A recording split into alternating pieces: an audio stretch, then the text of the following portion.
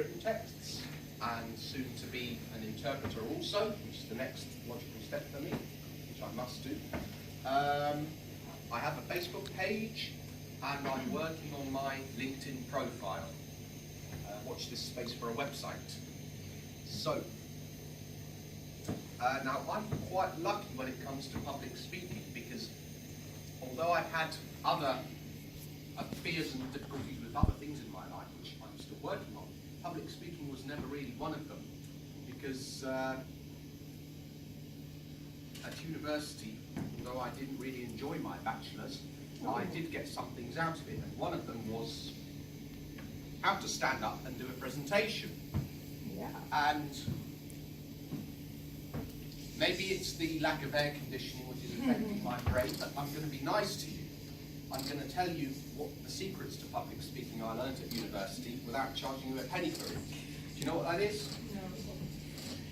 Do your research if it's a topic, or just organise your thoughts if it's coming from you, so that you know what you're talking about, and be relaxed about it. Communicate your message, but don't worry about getting it word for word, you know, like I did with opera speech earlier.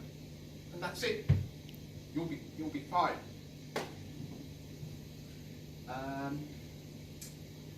So yes, like I said, there's a few areas I'm still working on in life and struggling. Speakers and leaders, although they haven't helped me with that directly, it's been a great opportunity to mingle with positive people and introduce me to people who can help me. I did this course, I got a free ticket from my friend who I introduced to speakers and leaders. So I got a free ticket for last July.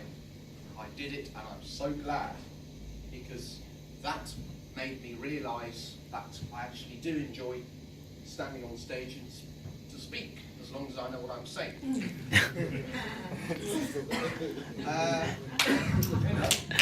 Also, it's where I met my current life coach, who I'm paying a small fortune to work on those other areas I'm struggling. So you never know how speakers and leaders could help you.